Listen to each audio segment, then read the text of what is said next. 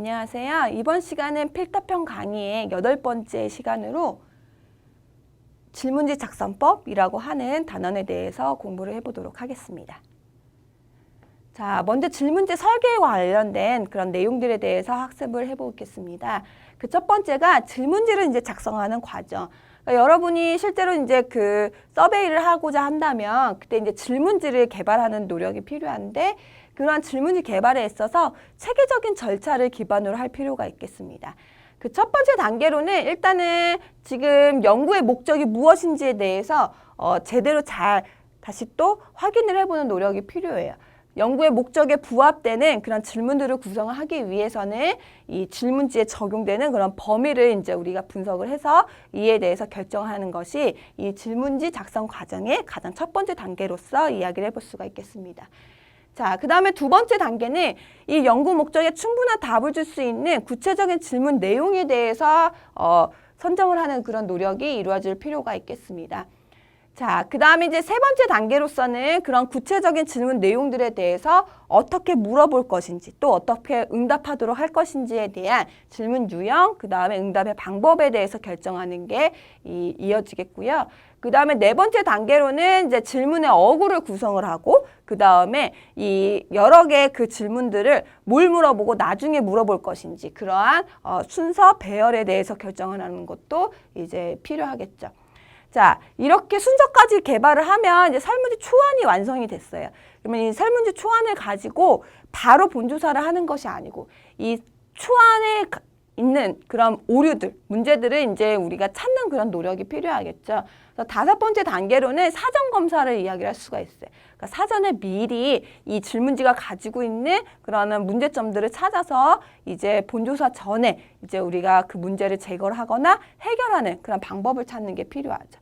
이러한 사전 검사, 그 다음에 질문지의 수정 보완 과정을 거치고 난 다음에 이제 최종 본조사에 사용될 그런 질문지가 확정이 되고 이것을 이제 인쇄하는 과정이 여섯 번째 단계로서 이야기를 해볼 수가 있겠습니다. 자, 질문지 설계에 있어서 이제 우리가 몇 가지 중요한 그런 사항들이 있는데 그 중에서 첫 번째로 이제 질문의 형태를 이제 이야기를 해볼 수가 있겠습니다. 그러니까 어떻게 질문을 할 것인지에 대한 내용이라 볼 수가 있고요. 크게 질문의 형태는 개방형 질문하고 폐쇄형 질문으로 나눠볼 수가 있습니다. 개방형 질문은 말 그대로 여러분 필터평처럼 이렇게 주관식으로 물어보는 거예요. 그렇죠? 그리고 폐쇄형 질문은 여러분이 이제 필기시험 때 시험을 치를 때 있어서 그 문제 유형이 객관식이었었잖아요. 그렇죠? 주어진 보기 항목 중에서 적절한 걸 선택하는 그러한 방법이 이제 폐쇄형 질문이라고 이야기를 할 수가 있겠습니다. 자, 그래서 개방형 질문은 주관식 서술형 형태로 이 응답하는 사람이 자신의 생각을 직접 이 기재를 하도록, 기술을 하도록 하는 그런 방법이라고 이야기를 할 수가 있겠습니다. 뭐 예를 들어 보면 기아가 가장 존경하는 인물은 누구입니까? 라고 할 때 뭐 보기를 준 다음에 이 중에서 선택하도록 하는 게 아니고 내가 생각했을 때 그 가장 존경하는 인물, 뭐 대통령이 될 수도 있고 우리 부모님이 될 수도 있고 그렇죠. 정말로 자유롭게 요 빈칸 안에 들어가는 것은 이제 우리가 다양할 수가 있다라고 이야기를 할 수가 있죠. 그 다음에 뭐 조직의 리더가 갖춰야 할 자질이 무엇이라고 생각하는지 보기 항목을 주게 되면 이 주어진 보기 항목에 한정돼서 응답이 되게 돼요. 그렇지만 이렇게 개방형으로 물어보게 되면 어때요? 굉장히 다양한 그런 의견들을 이제 우리가 얻을 수가 있다라고 하는 거 이야기를 해볼 수가 있죠. 자, 그래서 이 개방형 질문을 통해서 이제 우리가 질문을 할 때 얻을 수 있는 장점은 일단 보기 항목을 만들 필요가 없잖아요. 그렇죠? 그래서 응답 범주에 대한 사전 지식이 부족할 때, 그러니까 어떤 그 응답 항목들을 제시를 했었을 때 이 질문에 정확하게 부합되는 그런 응답을 우리가 얻을 수 있는지에 대한 판단이 조금 어려운 경우에 그때 이런 개방형 질문을 할 수가 있죠. 그다음에 정해진 응답 범주가 없어서 보다 다양하고 그 다음 응답자의 솔직한 그런 상세한 의견을 이제 우리가 들을 수가 있다라고 하는 것도 개방형 질문의 장점이 되겠어요. 그렇지만 이 단점은 뭘까요? 응답자가 답하기가 어려워요. 그러니까 여러분이 그 필기시험을 볼 때 어때? 주어진 사지 그 답 중에서 그쵸? 그 중에 하나를 선택만 하면 되는 거예요. 그런데 지금 필터평처럼 이렇게 개방형으로 물어보게 되면 그 질문에 부합되는 내용을 써야 되잖아요. 그게 사실 그렇게 쉬운 일은 아니란 말이죠.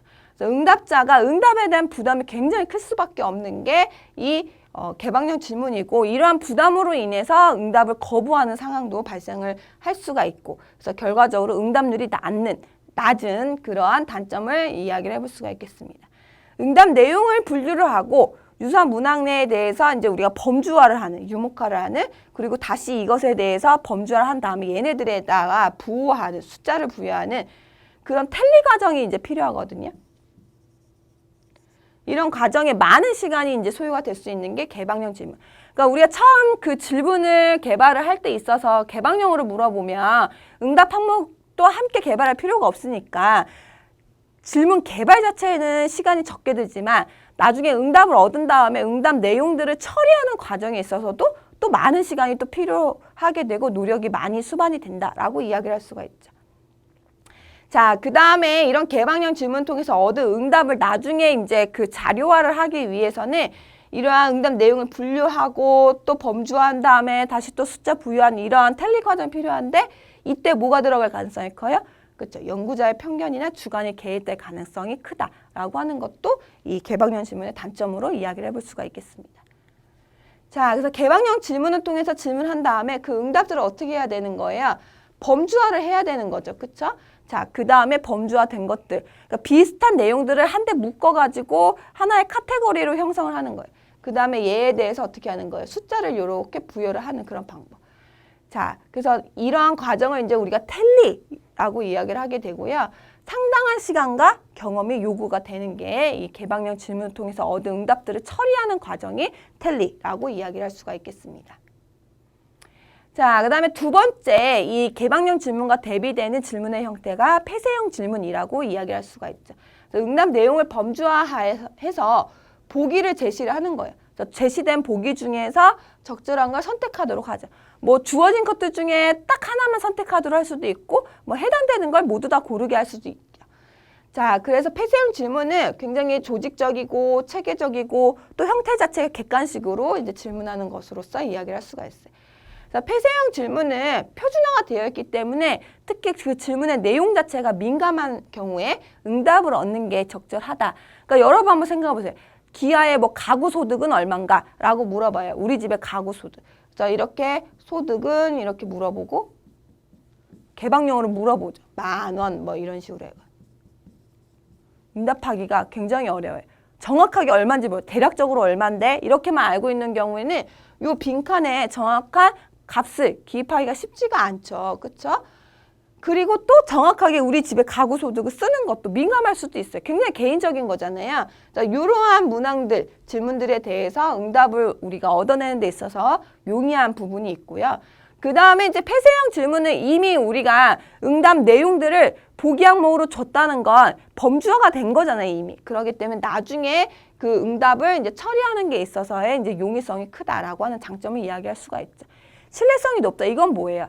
일관된 응답. 그쵸? 이런 일관된 응답이 이제 우리가 도출될 가능성도 큰 것이, 그러니까 한 사람한테 처음 물어봐요. 그러면 개방형으로 물어보면 맨 처음에 답했었던 거랑 그 다음에 물어보는 거랑 계속 달라질 수가 있어요. 그런데 이렇게 폐쇄형으로 물어보게 되면 동일한 사람한테 동일한 질문을 여러 번 반복해서 했었을 때 그 일관성이 높은 응답을 얻을 수가 있다라고 하는 거죠. 자, 단점으로는 이제 응답 항목에 대해서, 그러니까 우리가 지금 폐쇄형 질문이기 때문에 선택해야 되는 그 대안을 제시를 해야 되잖아요. 그 대안에 있어서 어떻게 해야 돼요? 그 질문 내용에 대해서 응답 가능한 모든 내용을 포괄할 수 있어야 되는 거예요. 그러니까 전체적으로 포괄할 수 있는, 그 다음에 그 응답 항목들 간에 있어서는 서로 중복되면 안 되죠. 요걸 이제 상호 베타라고 이야기를 할 수가 있어요. 그러니까 이러한 응답 항목들 간에 있어서의 포괄성, 상호 베타성이 굉장히 중요하고, 이것이 충족되지 못하는 그러한 폐쇄형 질문들도 비일비재하다라고 이야기를 할 수가 있어요. 그 다음에 질문 항목을 만드는 데서 시간이 많이 걸리죠. 그렇죠? 그러니까 딱 질문만 하고 자유롭게 그 답을 이제 기재하도록 하는 게 아니에요. 주어진 보기 중에 선택하도록 하는 거기 때문에 그 보기 항목을 만드는 것이 쉽지가 않아요. 자, 그 다음에 이제 우리가 딱 한정된 그 보기줄 중에서 선택을 하도록 하는 거라서 어떤 새로운 어떤 그 의견들을 이제 우리가 얻는 데 있어서도 한계가 있다라고 하는 걸 이 폐쇄형 질문의 단점으로 이야기를 해볼 수가 있겠습니다. 자, 폐쇄형 질문은 또 이제 형태적인 측면에서 구체적으로 여러 종류로서 이제 나눠볼 수가 있는데요. 특히 이제 우리가 응답 항목, 수와 관련된 그 종류들을 이야기를 해볼 수가 있어요. 양자택일형의 경우에는 그 질문에 대해서 이 응답자가 선택할 수 있는 보기 항목이 딱 두 개인 거고요. 두 개 중에서 무조건 하나를 이제 선택하는 거예요. 그러니까 어떤 사안에 대해서 이제 뭐 찬성하느냐, 반대하느냐 이렇게 물어보는 거죠. 그렇죠? 그렇게 해서 이제 우리가 두 개 중에 무조건 하나를 선택하도록 하는. 자, 극단적인 결론으로 유도가 되거나 더 중요한 정보를 잃을 수가 있어요. 자, 무슨 얘기냐면 사실은 어떠한 사안과 관련돼서 내가 뭐 찬성하거나 반대하거나 어떤 특별한 그 한 방향으로의 의견이 지금 없는 상황인 거야. 아직은 잘 모르겠어. 뭐 이런 중간이 있는 경우. 자, 그런데 이런 양자택일형은 이 중간에 지금 충분하게 반영할 수가 없죠. 그렇죠? 그러니까 나는 지금 찬성도 아니고 반대도 아닌 상황인데 무조건 이 두 개 중에 하나를 선택해야 되기 때문에 만약에 찬성을 한다라고 하면 이 사람의 찬성은 어때요? 정확한 응답이 아니다라고 이야기를 할 수가 있다는 거예요. 자, 그래서 양자택일형 질문은 뭐 기아가 어떤 경험을 해봤습니까? 라고 물어보고 예, 아니요 이렇게 답하도록 하는 질문의 형태라고 볼 수가 있겠죠. 자, 그다음에 두 번째로 선다형 체크리스트형의 경우에 여러 개의 응답 범주를 준 다음에 해당되는 응답을 선택하도록 하는 질문의 형태라고 볼 수가 있고요. 선다형 질문은 다수의 응답 항목 중에서 한 개만 선택하는 질문이라고 볼 수가 있고요. 이 체크리스트형의 경우에는 선다형하고 다르게 여러 개의 그 보기 항목들 중에 해당되는 건 모두 다 고를 수 있게 하는 거예요. 그래서 이제 뭐 복수 응답을 허용하는 그런 질문의 형태로서 이야기를 할 수가 있겠습니다. 자, 그래서 기아가 가장 자주 이용하는 대중교통 수단은 무엇입니까? 가장 자주 이용하는. 자, 그렇게 해서 하나만 선택하시오. 이렇게 되죠. 그렇죠? 그럼 어때요? 이 주어진 것들, 버스, 지하철, 택시, 기차, 뭐 기타들 중에서 어떻게 해야 돼요? 딱 하나를 선택하도록. 이거는 뭐예요? 선다형 질문에 해당이 되죠. 그런데 기아가 자주 이용하는 대중교통은 무엇입니까? 이렇게 물어봐요. 그 얘기는 결국 복수 응답이 어때요? 복수 응답이 가능하다는 거예요. 그쵸? 그러니까 내가 평상시에 자주 이용하는 버스도 자주 타고 지하철도 자주 이용하고 기차도 자주 타요. 그쵸? 그러면 이 사람은 이렇게 여러 개를 이제 선택할 수 있도록 하는 복수 응답을 허용하는 형태가 체크리스트형이라고 이야기를 할 수가 있겠습니다. 자, 그다음에 세 번째로 서열식의 경우에는 특히 응답자가 중요도나 뭐 선호등과 같이 순서를 선택하게 하는 폐쇄형 질문이라고 이야기를 할 수가 있겠습니다. 예를 들면 기아가 주로 이용하는 대중교통 수단은 무엇입니까?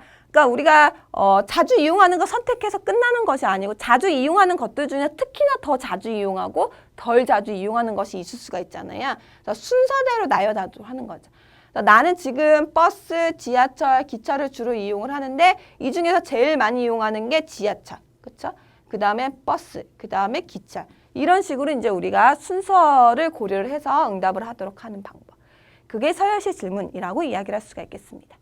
네 번째 평정식 질문의 경우에는 질문에 대한 대답의 강도를 이제 우리가 요구를 하는 거예요. 자, 그래서 그 척도에서도 나왔듯이 이제 평정 척도, 뭐 리커트 척도, 어휘 차이 척도, 뭐 이러한 형태들이 다 이제 이러한 평정식 질문의 형태라고 이야기를 할 수가 있죠.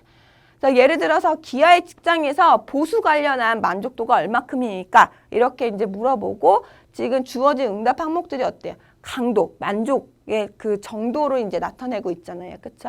자, 그렇게 해서 이제 우리가 적절한 답을 하도록 하는 방법이 평정식 질문이라고 이야기를 할 수가 있겠습니다. 자, 그 다음에 다섯 번째로 이제 우리가 매트리스형 또는 행렬식 질문이라고 이야기를 할 수가 있겠습니다.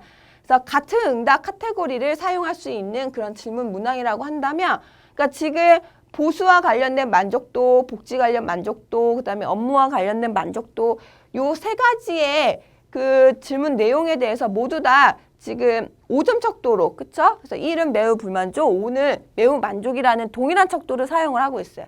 그러면 얘네들을 이렇게 한데 묶어서 표로서 정리를 하는 거예요. 행렬로 제시를 하는 거죠. 그렇게 해서 지금 우리가 질문을 제시하는 방법이 이 폐쇄형 질문의 매트리스형 질문이라고 이야기를 할 수가 있겠습니다. 자, 질문지 설계와 관련된 이제 그 기출문제를 살펴보면 일단 질문지를 개발하는 그 일련의 과정이 있었잖아요. 그런 과정이 어떻게 되는지 알고 있는지를 물어보는 질문들도 이제 출제가 됐었고요. 특히나 이제 개방형 질문과 폐쇄형 질문을 비교해서 이제 우리가 설명하는 그런 문제들도 출제가 됐던 걸 볼 수가 있죠. 그 다음에 각각의 그런 질문, 개방형 질문, 폐쇄형 질문이 가지고 있는 그런 장단점을 쓰라는 그런 문제들도 출제가 됐던 걸 볼 수가 있기 때문에 요 기출문제를 중심해서 여러분들이 그런 내용을 정리를 잘 하고 계실 필요가 있겠습니다.